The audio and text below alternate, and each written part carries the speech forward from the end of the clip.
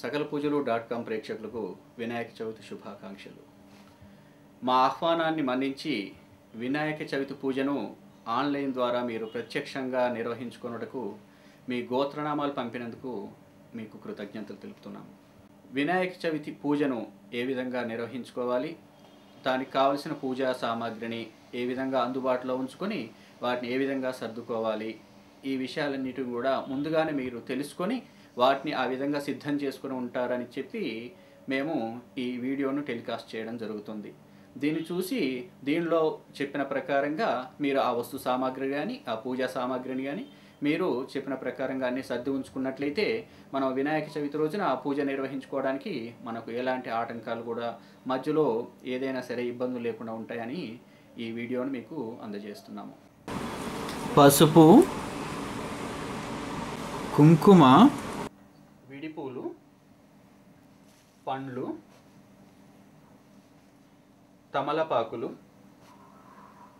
వక్కలు, అగరుబత్తి, హారతి కర్పూరము, గంధము, తెల్ల టవలు, జాకెట్ ముక్క, చిల్లర డబ్బులు, బియ్యము, కొబ్బరికాయలు, ఎండు కొబ్బరి, దారపు బంతి, యజ్ఞోపవీతము, పాలు, పెరుగు, తేనె, నెయ్యి, పంచదార, బెల్లము, మామిడి ఆకులు, నువ్వుల నూనె, వత్తులు, దీపారాధన కుందులు, హారతి ప్లేటు, గంట, అగ్గిపెట్టె, కలశం చెంబులు, పంచపాత్ర లేక మనకు అందుబాటులో ఉండేటువంటి ఏదైనా స్టీల్ గ్లాస్లో కానీ ఒక స్పూను, ఒక గిన్నె, అది ఒక సెట్గా తీసుకోండి. బియ్యపు పిండి, మీ పిల్లలకు సంబంధించినటువంటి పుస్తకాలు ఏవైనా కానీ అక్కడ గణపతి పూజ అప్పుడు అక్కడ పెట్టుకోవాలి, అవి కూడా సిద్ధం చేసుకుని ఉంచుకోవాలి. అక్షింతలు, ఈ అక్షింతలను తయారు చేసుకునేటప్పుడు ముందుగా ఒక గిన్నెలో కొన్ని బియ్యం తీసుకొని దానిలో కొద్దిగా పసుపు, కొద్దిగా కుంకుమ వేసి 1 లేదా 2 చుక్కల నెయ్యి వేసి వాటిని కలుపుకొని అక్షింతలను ఈ విధంగా సిద్ధం చేసి ఉంచుకోవాలి. కలశం పైన ఈ జాకెట్ ముక్కను మనం ఏ విధంగా తయారు చేసుకొని సిద్ధం చేసుకొని ఉంచుకోవాలనో నేను ఇప్పుడు మీకు ముందుగా చూపిస్తున్నాను. జాకెట్ ముక్కను తీసుకొని దాన్ని 2 భాగాలుగా ఈ విధంగా సమానంగా చూసుకొని దాన్ని మరలా అర్ధభాగం ఈ విధంగా మడిచి మిగతా అర్ధభాగాన్ని దీనిపైకి వచ్చేలా ఈ విధంగా చేసుకొని, మీరు చిన్నప్పుడు రిబ్బన్లు మడిచే విధానం మీకు తెలిసే ఉంటుంది. ఒకవేళ తెలియకపోయినా కానీ ఇప్పుడు చూసుకొని ఈ విధంగా చేసుకోండి. ఒకవైపు కొనను తీసుకొని ఈ విధంగా సగం వరకు మడుచుకొని ఈ మడత ఉన్న దగ్గర నుంచి మళ్ళీ ఈ విధంగా మడుచుకొని ఈ విధంగా చేసుకుంటూ వెళ్ళాలి. చేసుకున్నట్లయితే త్రికోణాకారంలో మనం ట్రయాంగిల్ షేప్లో ఈ జాకెట్ ముక్క మనకు సిద్ధమవుతుంది. ఈ విధంగా చేసుకున్న తర్వాత చివరకు ఈ మిగిలిన దాన్ని మరలా ఈ విధంగా మడుచుకొని ఒక పొరను పైకి ఎత్తి దాని లోపలికి ఈ విధంగా పెట్టుకోవాలి. ఇప్పుడు మనకు ఈ జాకెట్ ముక్క కలశం మీద పెట్టుకోవడానికి సిద్ధంగా ఉంది. ఇది కలశం మీద ఏ విధంగా పెట్టుకోవాలనేది మరలా మీకు చూపిస్తాను. ఇప్పుడు మనము కలశాన్ని ఏ విధంగా తయారు చేసుకోవాలి మీకు చూపిస్తున్నాను. ఒక వెండి చెంబు కానీ లేదా రాగి చెంబు కానీ తీసుకొని దానికి ముందుగా గంధంలో కొద్దిగా నీరు పోసి ఆ గంధాన్ని ఈ కలశం చెంబుకు, అష్టలక్ష్మి చెంబు అయితే అన్ని వైపులా, లేదా మామూలు చెంబు అయిందనుకోండి దానికి 3 వైపులా ఈ గంధంతో బొట్టు పెట్టి దానిపైన కుంకుమను అలంకరించాలి. ఈ విధంగా అలంకరించుకున్న పిదప దీని లోపల మామిడి ఆకులు 5 కానీ 3 కానీ ఈ విధంగా ఉంచుకోవాలి.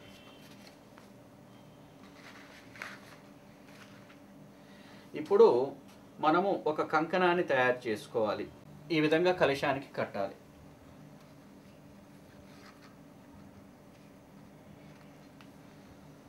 ఈ విధంగా కట్టిన పిదప దానిపైన ఒక నారికేలం కొబ్బరికాయను ఉంచుకొని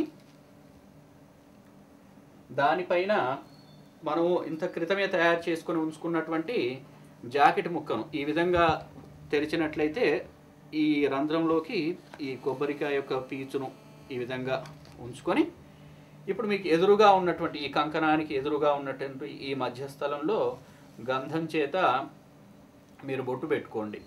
బొట్టు పెట్టుకొని దానిపైన కుంకుమ కూడా అలంకారం చేసుకోవాలి.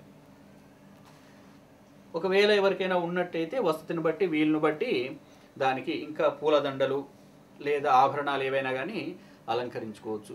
ఈ విధంగా కలశాన్ని తయారు చేసి పక్కకు పెట్టుకోవాలి.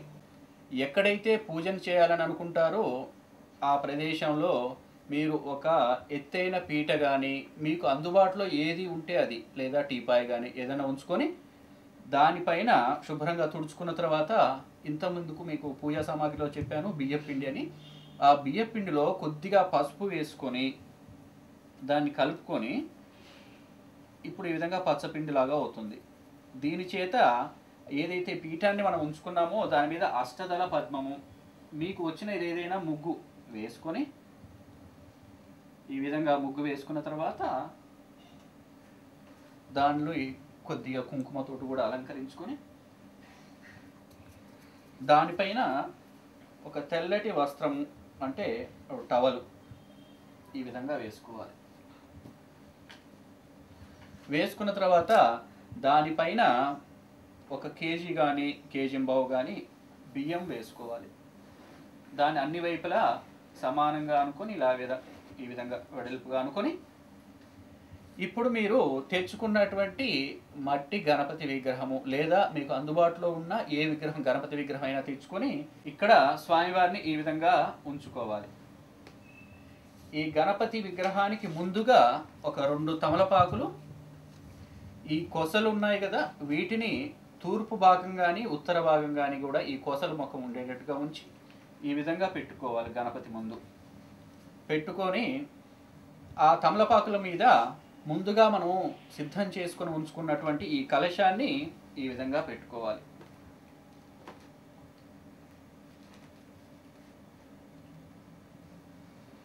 ఈ విధంగా పెట్టుకున్న పిమ్మట మీరు దీపారాధనకు సిద్ధం చేసుకొని ఉంచుకున్నటువంటి కుందులను కూడా గణపతికి ఇరువైపులా పెట్టుకొని దానిలో ఒత్తులు వేసుకొని నువ్వుల నూనె కానీ మీకు అందుబాటులో ఉంటే ఆవు నెయ్యి కూడా వాడుకోవచ్చు. ఆవు నెయ్యితోటి ఈ దీపారాధన చేసుకోవాలి. కూర్చున్న తర్వాత ఇప్పుడు పంచపాత్ర అని చెప్పాను. ఒకవేళ మీకు అందుబాటులో లేకపోతే ఒక స్టీల్ గ్లాసులో అయినా సరే కొద్దిగా నీరు తీసుకొని చేతి కిందికి అక్షింతలో నీళ్లు వదిలిపెట్టడానికి వీలుగా ఒక గిన్నె తీసుకోవాలి. ఇది కూడా సిద్ధంగా ఉంచుకోవాలి. ఇంత క్రితము సిద్ధం చేసుకుని ఉంచుకున్నటువంటి మరి ఒక కలశము ఇది చేతి కిందికి మనకు ఉపయోగపడుతుంది. ఈ కలశాన్ని కూడా మనం ముందుగా ఉంచుకోవాలి. దానికి కూడా గంధం చేత అలంకారం చేసుకొని ఉంచుకోవాలి. ఈ విధంగా సిద్ధం చేసుకున్న తర్వాత మనము ఒక గిన్నెలోకి కొద్దిగా పసుపు తీసుకొని దానిలో కొద్దిగా నీరు వేసుకొని 1 లేదా 2 చెంచాల నీరు వేసుకొని దాన్ని కలుపుకొని ముద్దగా తయారు చేసుకోవాలి. ముద్దగా తయారు చేసుకున్నటువంటి ఈ పసుపుని పసుపు గణపతి హరిద్ర గణపతి అంటారు. దీన్ని విడిపోకుండా జాగ్రత్తగా సరిపోనట్లయితే మరికొద్దిగా నీరు వేసుకొని ఒక ముద్దలాగా తయారు చేసుకొని ఈ విధంగా పిరమిడ్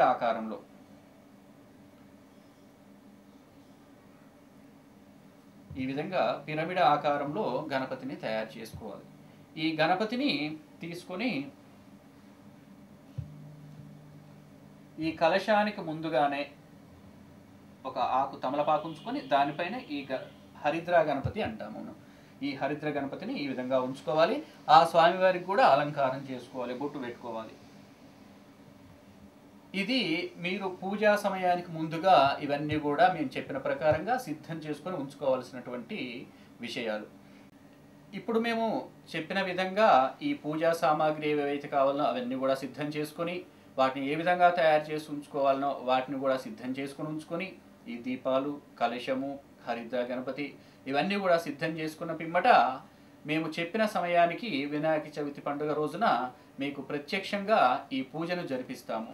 ఆ సమయంలో మీకు ఎలాంటి కూడా అసౌకర్యం కలగకూడదనే ఉద్దేశంతో ఈ కార్యక్రమంతో కూడా ముందుగా మీకు రికార్డ్ చేసి టెలికాస్ట్ చేయడం జరుగుతుంది. దీని శ్రద్ధగా మీరు చూసుకొని ఆ పూజా సమయమునందు ఎలాంటి కూడా అసౌకర్యానికి గురి కాకుండా భక్తిగా శ్రద్ధగా ఆ వినాయక చవితి పూజను జరిపించుకోవాలని మేము ఆకాంక్షిస్తున్నాం. శుభమస్తు.